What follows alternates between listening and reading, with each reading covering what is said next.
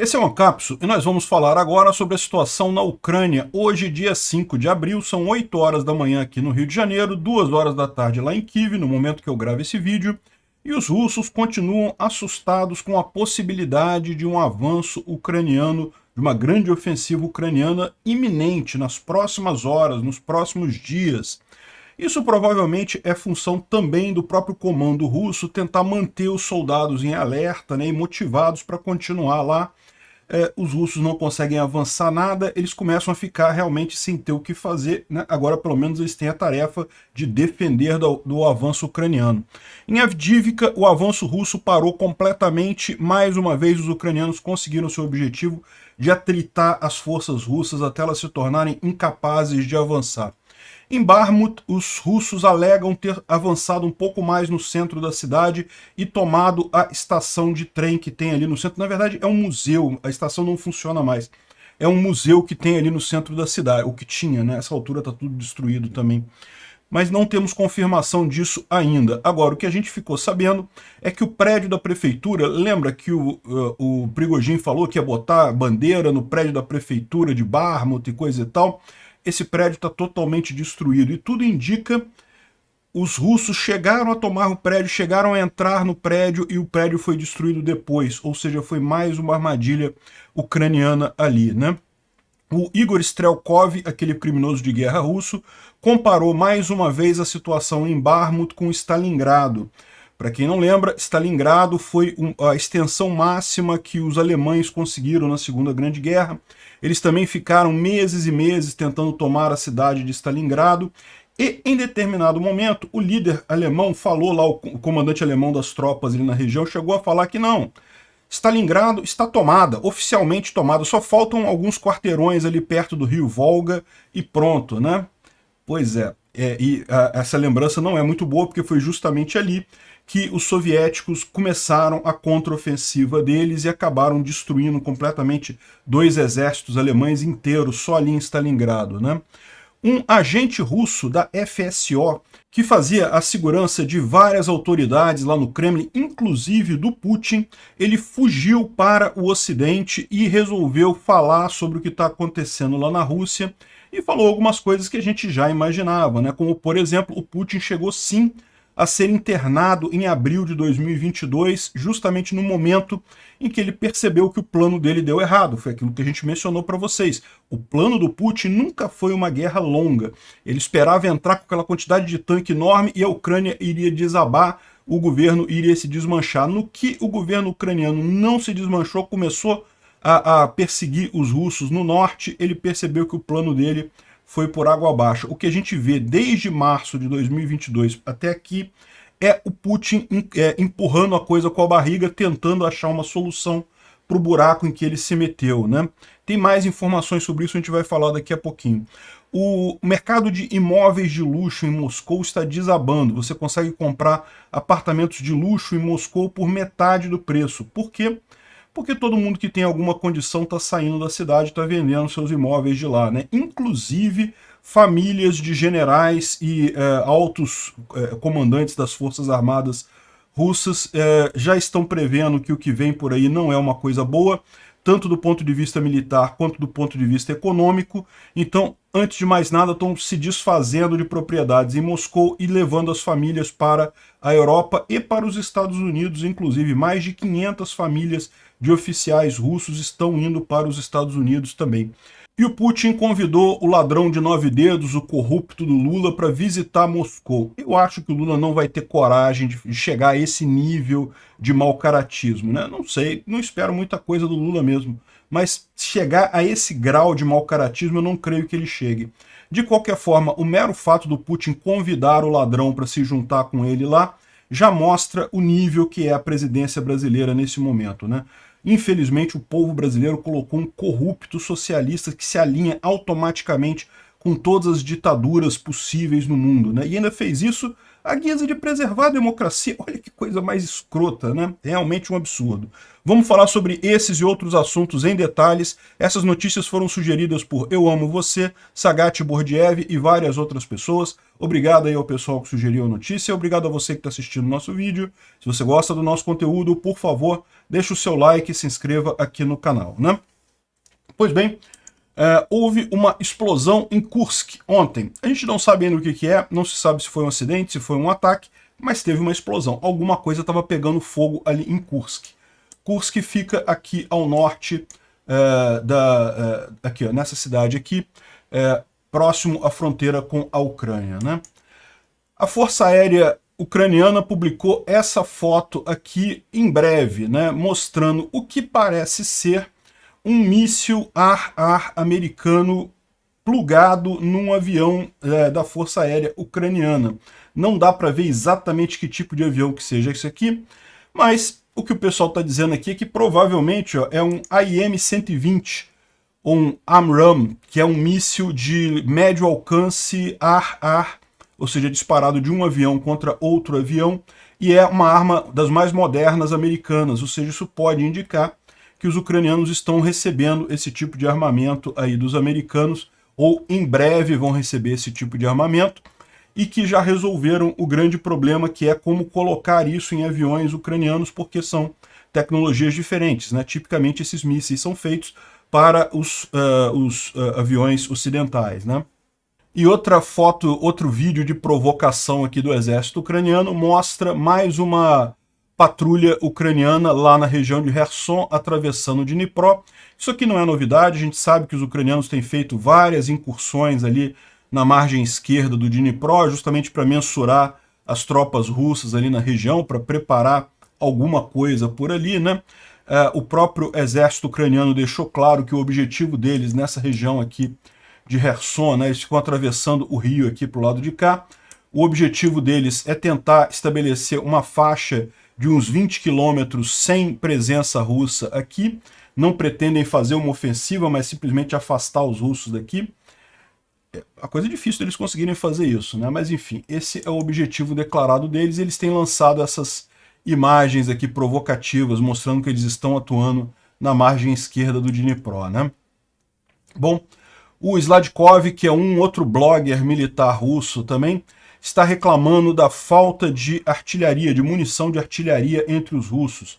Segundo eles estão com muita falta de artilharia, e a gente vai ver que isso daqui provavelmente refere-se ao problema que está acontecendo em Bakhmut. Em Bakhmut, a gente vai ver mais à frente um pouquinho, os russos estavam tentando bombardear os prédios mais altos da cidade com a artilharia deles, só que foram surpreendidos com a artilharia ucraniana, que é ocidental, tem muito mais precisão, muito mais alcance, e acabou destruindo grande parte das armas russas ali na região, né? Então ele está reclamando aqui, tem a tradução disso aqui embaixo, ó. Na região do Donbás, o exército russo continua parado devido à inabilidade de conseguir atingir a artilharia das forças armadas ucranianas, que tem a inteligência da OTAN e uma alta precisão, e isso tira os russos das posições recém-ocupadas. Isso foi o que disse o Sladkov. Na região de Marinka, eles desperdiçaram 1.480 obuses, né, munição de artilharia, e conseguiram tomar uma fazenda de animais que tinha ali na região, mas tiveram que devolver ela, porque a contrabateria ucraniana veio num nível tão grande que impediu qualquer avanço deles, né? Então essa artilharia ucraniana acabou fazendo os russos recuarem. Lembra, a gente mencionou isso, que os ucranianos conseguiram avançar na região de Marinka. A gente falou isso há alguns dias atrás. Marinka é essa região aqui, próxima a Donetsk. E justamente essa fazenda, se não me engano, era alguma coisa por aqui, ou aqui ao norte também, tá? Tinha alguma coisa ao norte aqui que os russos tinham chegado a tomar e acabaram recuando justamente devido a esses avanços ucranianos aqui na região de Marinka, né?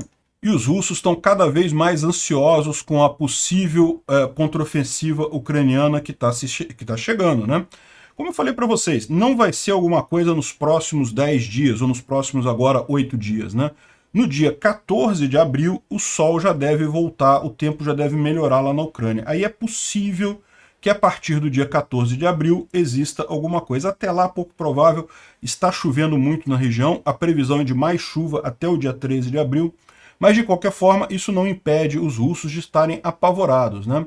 Na região de Kharkiv, o exército ucraniano está conduzindo uma operação em larga escala. Estão detendo qualquer pessoa que esteja inscrita em canais russos do Telegram. Esse fato pode indicar preparações para uma ofensiva das Forças Armadas da Ucrânia e justamente eles estão tentando limpar potenciais agentes russos na região para evitar informações sobre os movimentos de tropa ali, né? Ou seja, Kharkiv é essa cidade ucraniana aqui, é um grande centro ucraniano, mas já foi libertada essa região aqui ucraniana, né? O curioso é isso, se vai haver uma ofensiva baseada em Kharkiv, existe uma chance significativa dela ser em direção a Belgorod. Seria a única lógica aqui, né? Será que o Prigozhin tem razão e os ucranianos vão atacar Belgorod? Eu continuo achando pouco provável. Se for um avanço aqui nessa linha de frente em Svatov e Kriminá, faria muito mais sentido fazerem isso em Kupiansk, né? Porque aqui que estaria realmente a grande concentração de tropas para avançar nessa linha daqui, né?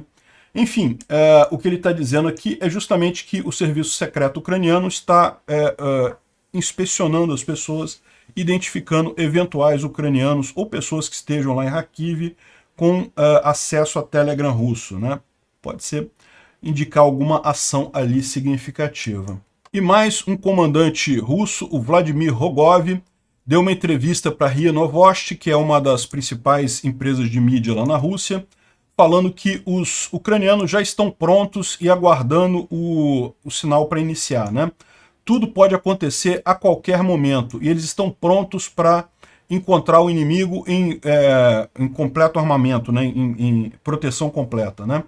Ou seja, o que ele está dizendo aqui é que os ucranianos estão a qualquer momento vão fazer a contraofensiva deles, mas os russos estão preparados para isso, estão já municiados e preparados para esse avanço, né? Mais uma vez, mostra o quanto eles estão ansiosos com esse negócio, estão antevendo esse avanço ucraniano, mas, mais uma vez, não tem não deve acontecer imediatamente, é coisa mais para frente, né? E até a televisão russa está fazendo já as previsões dele para essa grande contraofensiva ucraniana, falando que, por exemplo, as forças ucranianas vão lançar um grande ataque de mísseis nas nossas tropas e instalações, mesmo na parte central da Rússia, na primeira noite. Então, quando começar a grande ofensiva ucraniana, eles vão antes atingir as tropas russas em vários lugares e coisa e tal. Quanto aos ucranianos fazerem isso, eu não tenho dúvida. De fato, eles têm feito já vários ataques à retaguarda russa. É bem possível que no dia que vai acontecer essa contraofensiva, eles façam um salvo de mísseis muito grande justamente para incapacitar o máximo possível da retaguarda russa e ainda causar confusão, né? Isso ajuda, evidentemente, no momento de avanço das tropas ucranianas. Quanto a atingir partes na área central da Rússia, eu não sei se isso vai acontecer. Mais uma vez, é uma questão que pode acontecer, né? Como a gente sabe, existem muitos agrupamentos de tropas russas nessa região aqui, que seriam, em tese, reservas usadas pelo exército russo para suprir a linha de frente, e evidentemente haveria ganho militar dos ucranianos atingirem essas reservas russas para evitar isso daqui, né? Lembrando que a hipótese dos ucranianos avançarem sobre Belgorod era uma hipótese levantada pelo Prigozhin, ninguém falou sobre isso, na verdade, do ponto de vista ucraniano, e a ideia seria trocar Belgorod pela Crimeia, né? A Crimeia é uma região difícil de você retomar, devido à geografia dela. Belgorod é muito mais rápido, então seria a ideia dos ucranianos de tomarem essa posição, essa região aqui toda, e daí usarem isso para negociar a troca pela Crimeia. Eles devolvem o território russo tomado aqui, em troca do território ucraniano tomado ali na Crimeia. Eu acho que essa ideia não vai para frente, isso é só coisa da cabeça do Prigozhin mesmo, por vários motivos. O primeiro motivo é que porque a Ucrânia sofreria muito ataque por estar invadindo a Rússia, né? A Ucrânia até aqui ela tem lutado no seu próprio território, então tudo é justificado. Você vai ver muitos civis ucranianos sendo mortos por tropas russas, mas não tem civis russos sendo mortos por tropas ucranianas, simplesmente porque a Ucrânia está lutando no próprio país. No momento que os ucranianos avançarem em Belgorod, por mais que sejam cuidadosos, por mais que evitem danos colaterais, é inevitável que alguns russos inocentes, alguns civis vão acabar morrendo. Então é uma coisa complicada. Além disso, a ideia de trocar Belgorod pela Crimeia, eu duvido que a Rússia faça isso. Ela prefere ceder Belgorod e ficar com a Crimeia, porque a Crimeia é muito mais interessante para os russos devido ao porto de Sevastopol, né? Então não acredito nisso. E também acho que talvez lançar mísseis contra posições defensivas aqui é possível sim, justamente para enfraquecer as reservas russas aqui na região, né? Agora, uma coisa importante isso aqui mostra mais uma vez a ansiedade do pessoal lá na Rússia com esse avanço ucraniano. Bom, vamos falar de Bakhmut, que é a única região da linha de frente que está tendo alguma movimentação. Como eu falei para vocês, está chovendo em boa parte da Ucrânia nesse momento, muita lama, a lama que já estava mais ou menos secando, acabou alagando tudo de lama de novo.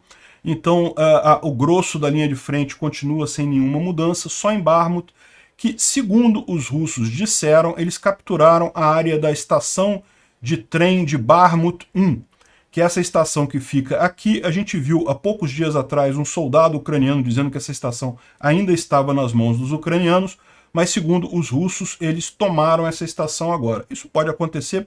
Aliás, só uma observação, o pessoal faz a observação aqui, que na verdade não é mais uma estação de trem, é um museu. Isso já foi a estação de trem principal de Bakhmut, mas já há algum tempo foi transformado em um museu. Não interessa, é uma instalação que tem ali, que estava na mão dos ucranianos, e os russos dizem que tomaram. Não temos confirmação ainda. Agora, é uma possibilidade realmente que os russos tenham tomado. A gente sabe que eles têm feito, têm entrado para o tudo ou nada nesse avanço aqui de Bakhmut, fizeram a rotação de tropas, botaram tropas fresquinhas ali para morrer mais um monte de gente, e estão seguindo exatamente nos planos dos ucranianos, né? Porque é isso que os ucranianos querem, que os russos continuem no ataque para continuarem perdendo muita gente aqui em Bakhmut, né? E por falar em perder muita gente, vocês lembram há uns dias atrás, quando o Prigozhin falou que iria hastear a bandeira da Rússia na prefeitura de Bakhmut, e que agora a Bakhmut está legalmente sob o controle de forças russas, né? Que não, já tomamos Bakhmut, já tomamos a prefeitura, então já tomamos Bakhmut, pronto, né? Agora não interessa. E aí tem duas coisas interessantes sobre isso. A primeira é que isso daqui é o prédio da prefeitura de Bakhmut, depois desse vídeo do Prigozhin, né? Então, aparentemente, e o mais curioso é o seguinte: o que o pessoal está dizendo que aconteceu, eu não tenho como verificar isso, mas o que o pessoal está dizendo que aconteceu é que o pessoal do Wagner efetivamente chegou a entrar no prédio, chegou a tomar o prédio da prefeitura de Bakhmut, de fato, estavam lá dentro, e os ucranianos fizeram a mesma coisa que eles já fizeram lá na Azov, fizeram no hospital mais ao sul da cidade. Eles botaram um monte de explosivos no prédio da prefeitura. No que os russos entraram no prédio, eles explodiram o prédio completamente, destruíram o prédio da prefeitura completamente e mandaram mais um monte de wagneritas prestar conta com o diabo, né? Então, aparentemente foi isso que aconteceu mais uma vez, e o Prigozhin não vai conseguir colocar a bandeira dele no alto do prédio, porque o alto do prédio agora não existe mais, né? O Reporting from Ukraine traz até uma visão justamente do que está acontecendo e por que de novo os russos agora estão desacelerando em Bakhmut, né? Como a gente falou para vocês alguns dias atrás, os russos fizeram troca de tropas, né? Fizeram rotação de tropas, começaram um avanço muito forte para tentar acabar com isso, tomar Bakhmut realmente, e conseguiram avançar alguma coisa. Só que para isso eles tiveram que trazer a artilharia deles muito perto da cidade, justamente porque a artilharia russa não tem grande precisão. Então qualquer ideia deles, como a luta está muito perto, né, ou seja, as tropas russas estão muito próximas das tropas ucranianas, a artilharia tem que estar perto para conseguir atingir os ucranianos e não os russos, né? É o que a artilharia russa quer, né? E como a artilharia soviética ela é muito antiga, pouco precisa, eles precisam botar essa artilharia muito perto da linha de frente para conseguir isso. E aí o que os ucranianos fizeram?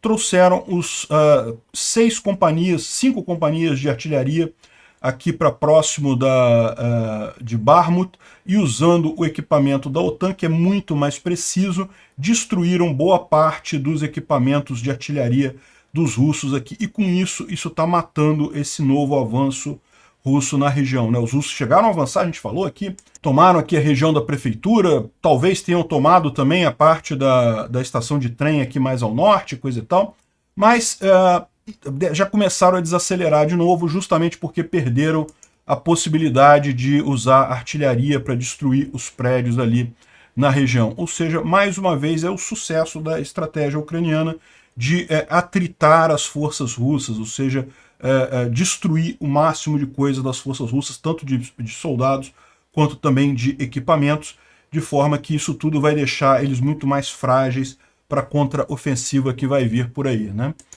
E, curiosamente, nesse sentido, o Igor Strelkov, que é aquele criminoso de guerra que foi um dos responsáveis pela, entre aspas, República Separatista de Donetsk, ele fez um post aqui dizendo que, em geral, não tem mudanças na linha de frente. Ambos os lados estão preparando para as campanhas de primavera e verão. Tem havido muita troca de artilharia e mísseis, né? Em Avdiivka, a ofensiva acabou totalmente, parou totalmente, os ganhos territoriais foram insignificantes e não justificaram um número enorme de perdas incorridas pelos russos, né? Ou seja, ele está reclamando aqui que os russos fizeram os avanços lá em Avdiivka exatamente como os ucranianos queriam, ou seja, para tritar, para matar um monte de russo, e os ganhos foram insignificantes no final das contas. Em Bakhmut, o inimigo foi forçado fora do prédio da administração da cidade, mas continua a manter os blocos no ocidente, né, na parte oeste da cidade, bem como a estação Bakhmut 1 e Bakhmut 2. Bakhmut 1, como a gente falou, é essa estação aqui, que na verdade agora ela não é mais uma estação de trem, ela é um museu, e Bakhmut 2 é essa estação aqui, que é a nova estação de trem, que é a estação que efetivamente é usada lá, ou melhor, era usada, né? Porque agora, nesse momento, está tudo destruído lá, né? A cidade deixou de existir, infelizmente. E quanto ao Prigozhin, que falou que, Artemivsk, que é o mesmo que Bakhmut, né? Vocês sabem, Artemivsk ou Artemovsk era o nome antigo da cidade de Bakhmut na época soviética, os ucranianos mudaram para Bakhmut o nome da cidade, os russos, só de birra, chamam pelo nome soviético antigo. Artemovsk foi legalmente tomada. Isso nos lembra da propaganda do Terceiro Reich na Segunda Guerra Mundial, dizendo que Stalingrado já foi tomada, na verdade. Os russos apenas mantêm alguns poucos pontos próximo do rio Volga e coisa e tal, né? Ou seja, para quem não sabe o que foi a Batalha de Stalingrado, foi uma grande batalha na Segunda Grande Guerra, que de fato tem muitas similaridades com Bakhmut, tá?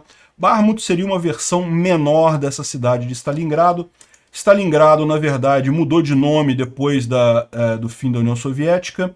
É essa cidade aqui, chamada Volgogrado agora, né? Então essa cidade chamada Volgogrado era a antiga Stalingrado, mas na época da Segunda Grande Guerra ela passou por algo similar ao que aconteceu com Bakhmut. Os alemães avançaram, chegaram até ali. Todo mundo achava que eles iam tomar Stalingrado, porque os alemães tinham já quase toda a cidade sob controle e lutaram meses e meses e meses. A cidade foi totalmente destruída, não sobrou nada da cidade. Realmente uma coisa muito triste. As imagens da Segunda Guerra são muito chocantes ali na região. E foi justamente ali que os soviéticos, na época, começaram a contraofensiva deles, destruindo 2 exércitos alemães inteiros ali, né? Para quem tiver mais curiosidade sobre isso, eu recomendo o canal Tick History, que é esse canal aqui.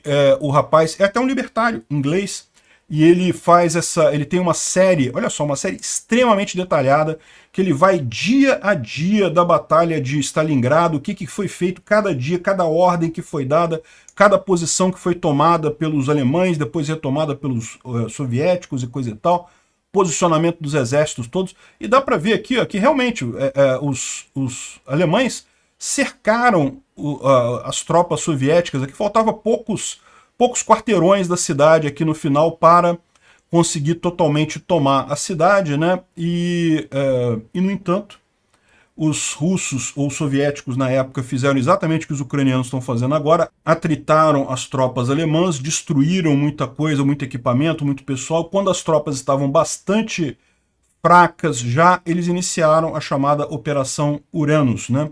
Que foi justamente a contraofensiva aqui na região de Stalingrado, em que 2 exércitos alemães, 2 exércitos nazistas foram encurralados aqui, ficaram presos e acabaram sendo dizimados, né? O 6º e o 4º exército alemão foram destruídos completamente na Operação Uranus. Fala sobre ela mais aqui embaixo. Aqui, ó. Tá vendo? Formou um pocket aqui, formou uma... aqui, Stalingrado, né? Os alemães estavam tomando a cidade, os russos vieram por fora aqui, ó, fizeram a Operação Uranus e mantiveram aqui, destruíram o 4º exército russo e o 6º aqui também nessa região de Stalingrado, né? E foi daqui que começou a ofensiva russa, que retomou tudo e chegou em Berlim e acabou destruindo toda a frente oriental dos alemães, né? Vale muito a pena o canal do Tech History, tá? Recomendo muito, o cara realmente tem uma visão bem interessante. Bom, o Instituto para o Estudo da Guerra, ele fala aqui sobre a tentativa russa de fazer a ligação com Belarus, né? Isso é uma coisa que já existe desde o fim da União Soviética.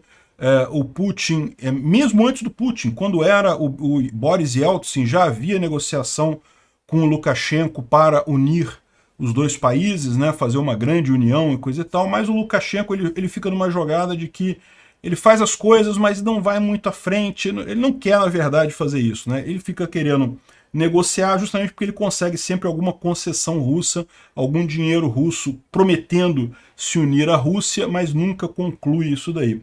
O Lukashenko, eu já fiz alguns vídeos sobre ele é mais inteligente do que pode parecer, ele tem uma cara de idiota, mas ele tem algumas... consegue manter o Putin a uma distância segura nessa história toda, usando justamente essa arma, né? Ele diz que quer se unir à Rússia, que é a favor da Rússia e coisa e tal, mas no momento eu não posso, agora estou com um problema aqui. Enfim, isso aqui pode ser uma saída russa justamente para tentar dar algo de positivo para o povo russo ao final dessa guerra, porque pelo visto os russos já sabem que não vão ganhar na Ucrânia, mas talvez eles possam levar a Belarus, né? Seria muito triste para o pessoal de Belarus, mas enfim.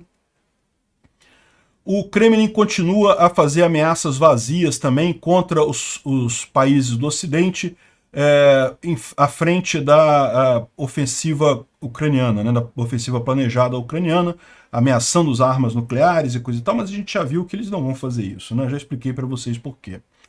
E o grupo Wagner, o Prigozhin particularmente, está aumentando a resposta em relação à morte do Vladlen Tatarsky, né, aquele blogueiro russo que acabou sendo morto lá em São Petersburgo. A gente vai falar um pouco sobre isso, porque parece que teve um grupo terrorista russo que assumiu a autoria do atentado. Vamos ver se isso realmente faz sentido, né? O Prigozhin respondeu a esse negócio dizendo que vai aumentar o evento que eles faziam ali, que era um evento para apresentar nacionalistas russos e coisa e tal. Ele vai tornar isso um movimento social que luta contra ameaças externas, né? E, finalmente, o Kremlin continua com seus esforços para tentar assegurar ao público russo de que no problema da economia não tem problema. A Rússia conseguiu se superar, conseguiu fazer tudo internamente, a nossa economia está indo muito bem, obrigado, e coisa e tal, mas não é o que dizem alguns indicadores. A gente vai falar isso daqui a pouquinho, né? Bom, só uma observação, o Zelensky está com a Zelenska lá em Varsóvia, lá na Polônia, foram visitar. Essa é a terceira visita do Zelensky fora da Ucrânia desde o início da guerra. Então ele foi aos Estados Unidos, foi à Inglaterra e agora a Polônia. São justamente os principais países, né, que apoiaram a Ucrânia desde o início dessa guerra. Então são esperados aí mais acordos e coisa e tal, enfim. Agora, uma coisa bastante curiosa que aconteceu foi justamente esse artigo aqui, escrito por um oficial da Guarda Federal, Serviço Federal de Guarda, é o FSO, que é um corpo lá dos militares russos que justamente faz a proteção do Kremlin, do próprio Putin, de altos oficiais ali. E esse cara chamado Gleb Karakulov, ele era um capitão nessa guarda, né? Ou seja, ele estava lá na Rússia até meados de 2022, trabalhou junto com o Putin dentro de alterações lá no Kremlin, coisa e tal, e no final das contas, em outubro, ele fugiu de lá, viajou para Astana, que fica no Cazaquistão, e de lá foi para o Ocidente, e acabou se rendendo ao Ocidente em troca de asilo político e fornecendo mais um monte de informações. E aqui tem a entrevista dele, é bem interessante mesmo a entrevista dele, explicando o que aconteceu, um monte de informações aqui. A entrevista é muito longa, não valeria a pena a gente falar sobre tudo, mas eu recomendo que vocês procurem esse link. Eu vou ver se eu deixo esse link para vocês, quem quiser ler a entrevista inteira, está em inglês, mas você pode usar o tradutor automático também, consegue ler em português também. De qualquer forma, o pessoal da Nexta, que é uma mídia lá da Ucrânia, ele já colocou aqui os principais pontos da entrevista dele, o que aparece como mais curioso nessa entrevista dele. É lógico, veja, essa entrevista dele foi o que foi tornado público. Evidentemente que no acordo feito com ele, ele deve ter revelado muito mais coisa, mas que o pessoal achou melhor não tornar público, né? Então, olha que curioso o que ele falou aqui, né? O Putin foi hospitalizado na clínica central, lá no hospital central da clínica, lá em Moscou, né, em abril de 2022, logo depois que a Ucrânia se negou a capitular na guerra, né? É aquilo que a gente já sabia. O plano do Putin, o que ele esperava fazer era entrar na Ucrânia com um monte de exército, de tanque, coisa e tal, e ele achou que o governo ucraniano ia simplesmente desmanchar. Que o Zelensky ia fugir ou ia abandonar o governo, e com isso ele teria a vitória dele. É a única coisa lógica que haveria para a Rússia fazer esse tipo de coisa, porque seria tão rápido que não daria tempo de fazer muitas sanções.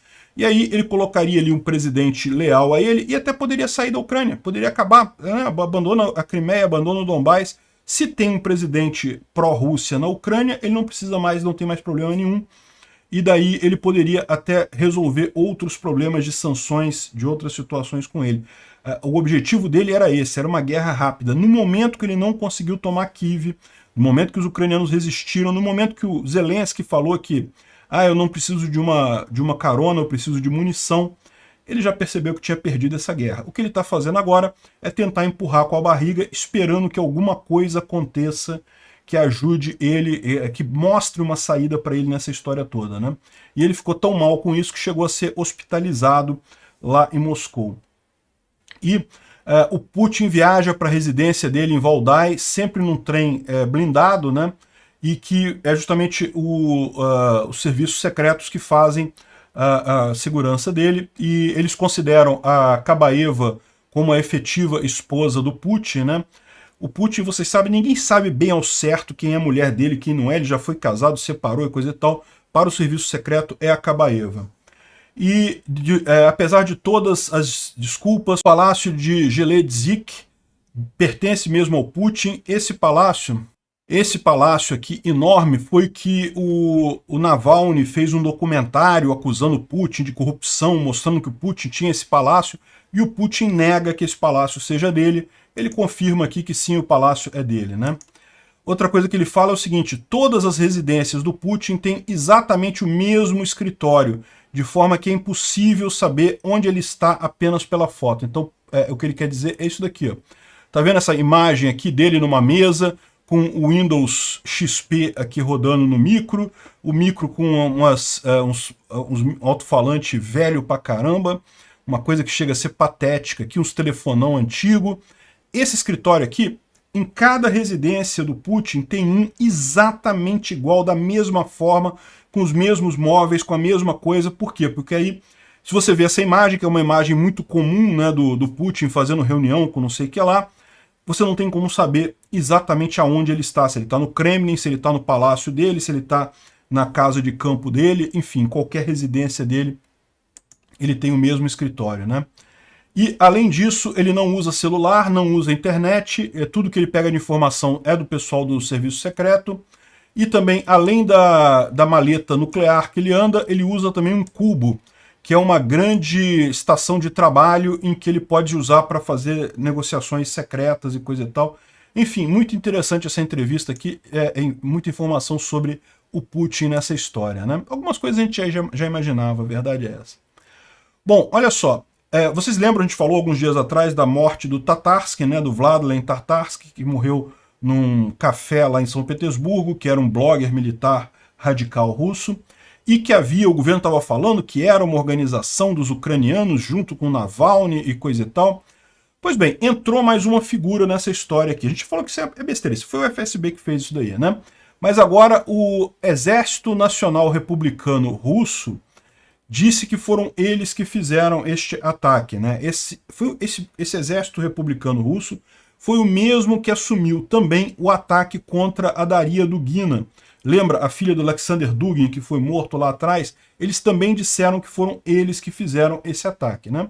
Não dá para saber se realmente se não é e coisa e tal, mas eles estão dizendo, é mais um fator aí nessa história toda. Eu falei para vocês, o mais provável era isso, ou o FSB fazendo, ou então algum grupo interno russo terrorista querendo fazer esse tipo de coisa, né? Essa aqui foi a mensagem que eles deixaram. Olha, através dos canais na Rússia recebemos uma declaração dos representantes do Exército Republicano Nacional Russo que dizem que estão envolvidos na liquidação do Vladlen Tatarsky, né? Nós, a coluna de São Petersburgo do Exército Republicano Nacional Russo, declaramos que nós organizamos e executamos uma ação no dia 2 de abril contra um grupo de ativistas Z e pessoalmente contra um warmonger, né? Um entusiasta da guerra, bem conhecido e propagandista de guerra e criminoso de guerra, Maxim Fomin, também conhecido como Vladlen Tatarsky. Essa ação foi preparada e executada por nós de forma autônoma. Nós não temos conexão e nem recebemos assistência de estruturas estrangeiras, muito menos de serviços secretos estrangeiros.